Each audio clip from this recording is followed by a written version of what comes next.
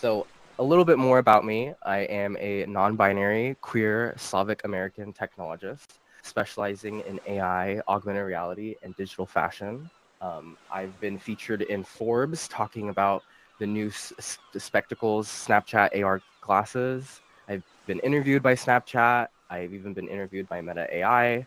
I make these really cool fashion AI pieces with Midjourney, Luma AI, Runway, as well as been experimenting with Meta AI. And the one in the corner right here, the last one that looks kind of like me, that was Meta AI. I also make AR filters. A lot of them were in Spark AR, but as you know, Spark AR is closing down and Meta is focusing more on AI. And so I've also been more focusing on AI because of that. But my big baby, my big idea, my love letter and child, I call it screenwear. It's this mixture of AI and AR fashion together. It's in the left corner right there. It's this Slavic inspired piece, digital fashion piece that I made. I really want to turn these digital fashion concepts and pieces that I create into real life clothing one day, and am working towards that soon enough. But yeah, that's some of the stuff I do. On a little bit more about me, I recently graduated from UC San Diego, where I studied human computer interaction and design, and literally learned everything about human centered design, literally from Don Norman himself, the father of like UI UX. I worked at the design lab at UC San Diego, which literally pioneered human centered design and all this, everything that we're talking about, and now I'm out and about in the world, working, being in spaces like this, kind of chatting and advocating for human centered design and thinking and ways of being. I really enjoyed studying this degree and how this technology and people work together, and have been really thinking, how does it apply to this new generation of AI and augmented reality, and how do we design these systems with humans in mind, and how does it benefit humanity? Um, on top of that, before I went to UC San Diego, I went to community college where I studied computer science and math. But most importantly, I led the first LGBTQ plus STEM club, where I built this community of people, the queer and trans folks in the STEM fields, to support academic excellence and drive inclusion in STEM fields. Because for me, success is about lifting others and creating spaces where everyone thrives. And this is still one of my most proudest achievements I ever did, and I'm so happy about it. And still always carrying this club with me in my heart and everything I do, about trying to be representative of LGBT plus in emerging technology. But besides that, did you know that the godfather of AI was a gay man? Alan Turing, if you've watched the movie Enigma's Code, Imitation Game, it's a really great movie. It explains everything about um, his life and who Alan Turing is. He literally laid the foundation for the modern day computer. He introduced the infamous Turing test, which is like key concept in AI, if you've heard of. It's the whole like, if a machine imitate a human and a human gets tricked by the machine, is it sentient? That's kind of the big thing. He also literally saved us from Nazis. So, and literally cracked the code to decipher the Nazi messages and helped the West win in the war against Nazis. But unfortunately, he was persecuted for his sexuality and got castrated and ended up killing himself, unfortunately. And it was because he was a gay man. It's crazy how he literally saved us from Nazis, but because he's queer, God forbid that, and he had to get punished by the government. But he was honored posthumously in the UK's $50 note, and I think it's important to continue sharing his legacy and who Turing was and his real story, because literally without him, we would not be at all where we are today in computing, without such a pioneer, LGBTQ history and computing history.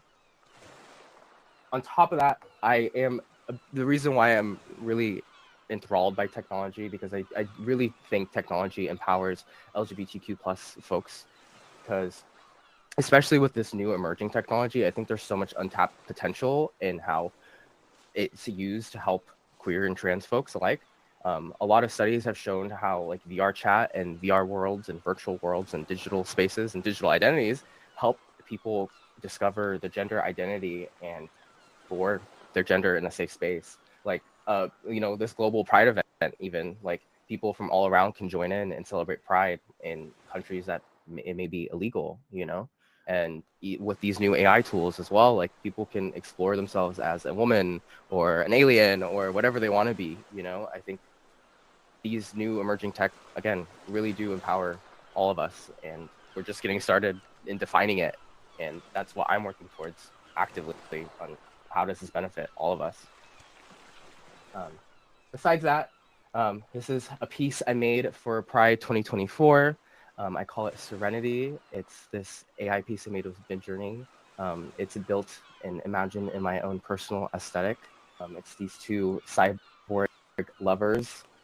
I really wanted to highlight, diversity, but also like robotics and cyborgs and queer love, and and build this very beautiful image to embody, my aesthetic and creative vision. I got to present this piece. And later, let me pause this for a second. I can't listen to it and talk at the same time. I got to present this piece for Meta Monday Prideverse. It was this Pride themed event in LA for emerging technology during June of this year. It was my first Metaverse Pride event thing that I've gotten to do. And it was super cool. And I got to be on a panel talking about how I see emerging technology, benefiting, helping queer people. And so this is the playback of the event. Hopefully it's not too loud. Let me know if it's too loud in the chat, please. And later in 20...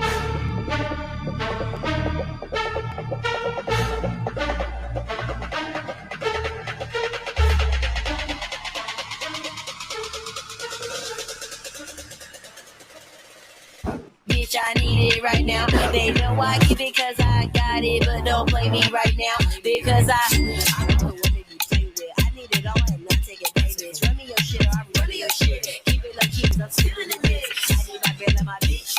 Make you regret this ain't bitch. Quick, money long like wish I ain't give you shit in a time machine. I need all my checks. I need all my checks. I need all my checks. I need all my checks. I need all my. Yeah, so this was Prideverse 2024. It was super cool. It was in LA. We had a lot of people show up and talk about what it's like being LGBTQ plus and the metaverse and emerging tech and AI and AR and VR, all these things. We had performers and artists and creatives from all around LA speaking and talking. I'm from San Diego, California, so it's a little bit of a drive for me, but I love going up to LA and experiencing what that's like.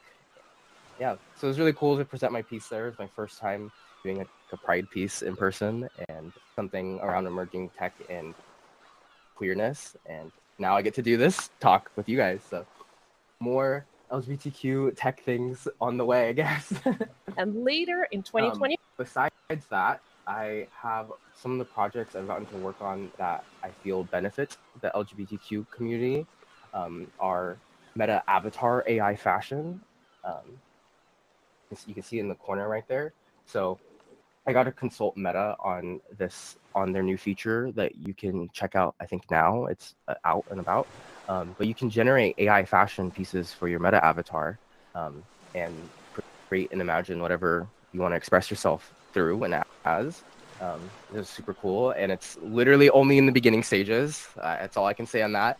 It's going to be really exciting to see how that tool evolves further and further, and how avatars on your Quest and your Instagram and your Facebook and your Threads and all that is going to evolve in the future, and how it's going to unlock more forms of digital identities and self-expression. On top of that, I got to do work with DressX on their fashion AI tool, where one of the coolest parts about it is that you can actually change your gender with it and explore your gender identity, as well as wear like women's clothes or male clothes or whatever you want, really. So that has been really fun. Gotten to work on AI Studio with Meta.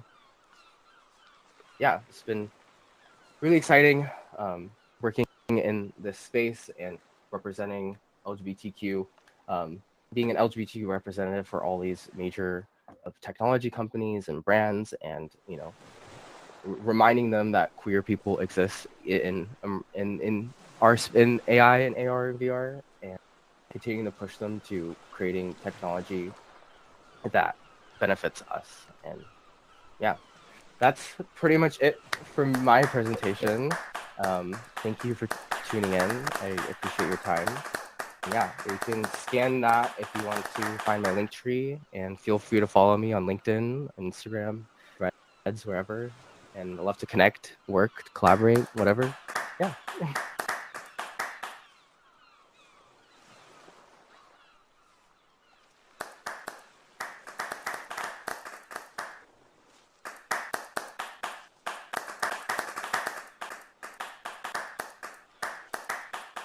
What do you think, Alexander?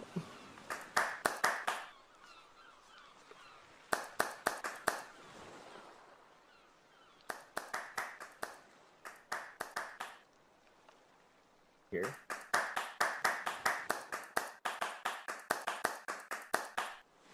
Let me know if you have any questions. I would love to answer them. Put it in the chat, or speak on the mic if you'd like. It was wonderful, Sasha. Sasha. Thank you. I'm the owner of this place, so I'm very, very excited having you here and learning more Thank you. about your work, and giving us also the opportunity to share your journey, your history, and also the connect to touring. I have obviously known about the work you did, but honestly, I didn't know about what happened to him.